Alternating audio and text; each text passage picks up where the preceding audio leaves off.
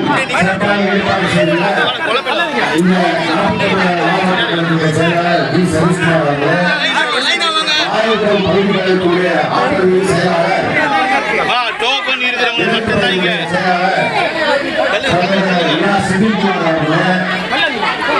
மாவட்ட இளைஞர்களுடைய பிரிவினர்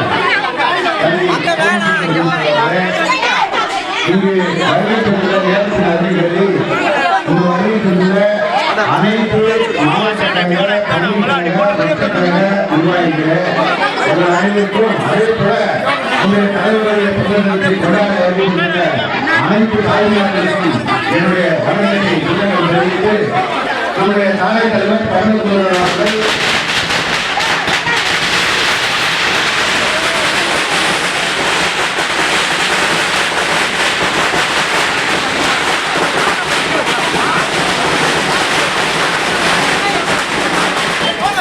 அவருடைய பொருளாதாட்சி மீண்டும்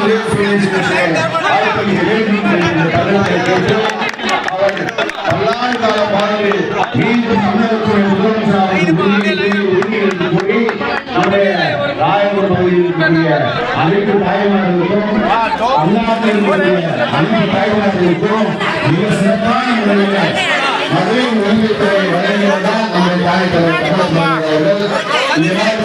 பல்வேறு இனத்தை சாதனை செய்ய அவருடைய கருணை அனைவருக்கும் என்னுடைய மனமான நன்றியை தெரிவித்து நம்முடைய தாய் தலைவர் தமிழக முதல்வர்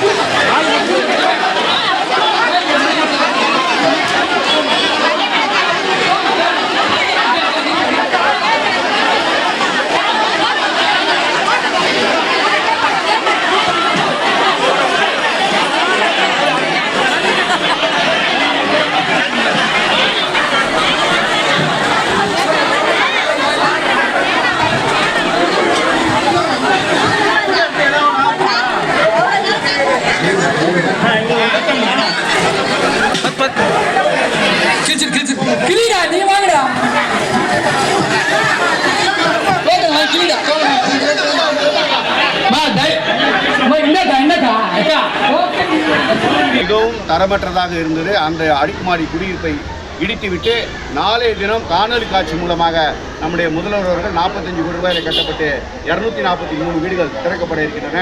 அதே போல கிழக்கு கல்லறை சாலையில் இருக்கக்கூடிய அந்த குடிசை மாற்றுவார் நகர்ப்புற மேம்பாட்டு வாரியத்தால் 2000 வீடுகள் இப்போ கட்டப்படும் பணி நடந்து வருகின்றது. இப்படி ராயபுரம் தொகுதி முழுக்க கழிவு நீர், குடிநீர் வசதி, எல்லா பில்லர்ஸும் இபி பில்லர்ஸ் எல்லாமே எவ்வளோ மழை பெஞ்சாலும் மழையினால் கரண்ட் கட் ஆகிவிடக்கூடாது என்பதற்காக எல்லா பில்லரையும் 2 அடி உயரம் தூக்கி அந்த பில்லரை வைக்கப்பட்டு, அந்த பில்லர் கடந்த 30 ஆண்டுகளுக்கு முன்னதாக வைக்கப்பட்ட பில்லர்கள் எல்லாம் மாற்றப்பட்டு சுத்தம் செய்யப்பட்டு பெயிண்ட் அடிக்கப்பட்டு மின் தட்டுப்பாட்டை குறைக்க வேண்டிய வகையிலே அந்த இடமெல்லாம் சரி செய்யப்பட்டுள்ளது. ராயபுரம் பகுதியிலே இனிமேல் மழை பெய்தால் கண்டிப்பாக தண்ணி நிற்காது என்ற சூழ்நிலையை உருவாக்கி தந்திருக்கிறோம். பனமர் தொட்டியில் பார்த்தீங்கன்னா 1 லட்சம் லிட்டர் பாதாள கிணறு கட்டி அங்கே இருக்கிற மக்கள் எந்த வகையிலையும் புயல் மழையில் பாதிக்கக்கூடாது என்ற அடிப்படையில் அங்கே அதை சீர் செய்து தந்திருக்கிறோம். இது போல எண்ணற்ற திட்டங்களை கடந்த 20 ஆண்டுகளாக ராயபுரத்தில் நடக்காத எல்லா திட்டங்களையும், அதே போல் நம்முடைய மின்ட் ஐடிஐ 41 கோடி ரூபாய் மதிப்பீட்டில் இன்றைய தினம் கட்டி அங்கேயே கேம்பஸ் இன்டர்வியூ நடத்தி இந்தியாவினுடைய மிக சிறந்த கம்பெனியான Ashok Leyland, Larsen and Toubro, Johnson lift போன்ற கம்பெனிகளுக்கு 800 பேருக்கு நேரடி அந்த நேர்முக தேர்வு நடத்தி உடனடியாக அங்கே வேலை வாங்கி கொடுக்கப்பட்டது. இப்படி சொல்லிக்கொண்டே அடுக்கிக்கொண்டே நம்முடைய திராவிட மாடல் நாயகன் நம்முடைய தளபதி அவர்களும் நம்முடைய மாண்புமிகு துணை முதல்வர்களும் நம்முடைய ராயபுரம் பகுதிக்கு நாம் என்னென்னலாம் கேட்டோமோ அத்தனை பணிகளை செய்து கொடுத்து நம்முடைய 50 ஆண்டு கால பிரச்சனையாக இருந்த ராயபுரத்தில் போஜராஜ நகர் சுரங்கப்பாதை என்பது இன்றைய தினம் 50 ஆண்டுகளுக்கு பிறகு நம்முடைய தானே தலைவர் தமிழக முதல்வருடைய நல்லாட்சியிலே போஜராஜ நகர் சுரங்கப்பாதை மிக சிறப்பாக திறந்து அந்த பகுதி மக்கள் இன்றைய தினம் அந்த பாதை கிட்டத்தட்ட 10,000 குடும்பங்கள் மிக சிறப்பாக பயன்படுத்தக்கூடிய ஒரு வாய்ப்பு ஏற்பட்டிருக்கிறது. இப்படி பல்வேறு திட்டங்களை மிக சிறப்பாக நிறைவேற்றி ராயபுரம் தொகுதி வட சென்னையிலே நம்முடைய எங்கெங்கெல்லாம் என்னென்ன திட்டங்கள் கேட்டோமோ அதையெல்லாம் தந்த முதல்வர் அவர்களுக்கு அவர் 100 ஆண்டு பல்லாண்டு வாழ வேண்டும் என்று இந்த தருணத்தில் கேட்டு, மீண்டும் முதல்வராக மாண்புமிகு தமிழக முதல்வர் அவர்கள் 200க்கும் மேற்பட்ட தொகுதிகளிலே வெற்றி பெற்று மாபெரும் வெற்றி பெற்று நம்முடைய இந்த கழகத்தை மீண்டும் ஆட்சியில் அமர்த்துவார்.